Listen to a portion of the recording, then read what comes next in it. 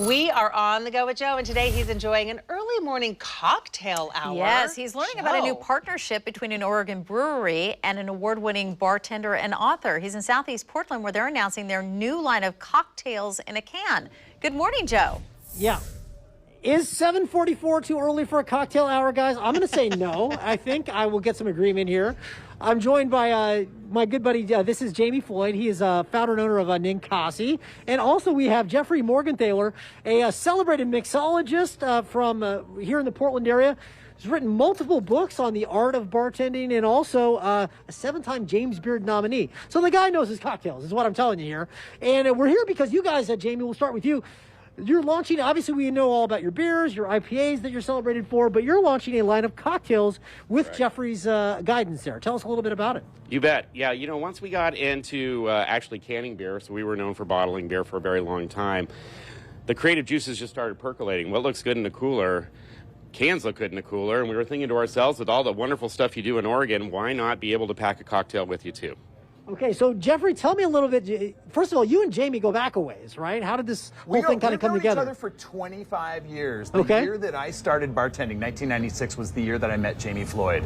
Gotcha, and he, you know, I was a baby bartender. He was a baby brewer, and we both just sort of grew up in the business parallel to one another. We've stayed in touch and been good friends this entire time. And it's nice to finally get to work together. So now you worked at a number of places here in Portland, most famously probably Clyde Common, where you actually created a drink that kind of took off internationally. We're going to talk about that, and that's one of the beverages in a can. Tell me how you make your famous drinks, but in a can to go.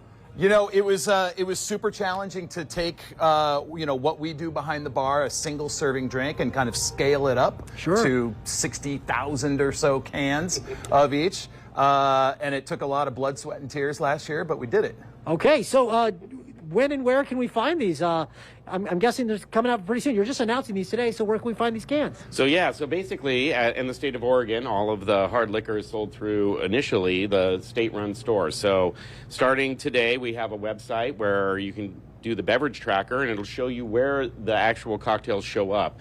Once that happens, then we can share them with the rest of the world. So places like this establishment here, Little Legion, may carry these cocktails as well. So a little bit up front, you have to search for it, but you'll start to see them everywhere. Okay, we're going to have a lot more coming up a little bit later in the show. Jeffrey's going to work his magic behind the bar, and we'll show you exactly what these drinks look like. It's a little early to drink. My bosses might get a little bit upset if I'm drinking bourbon at 7:45. So we'll wait until 8:45 for that.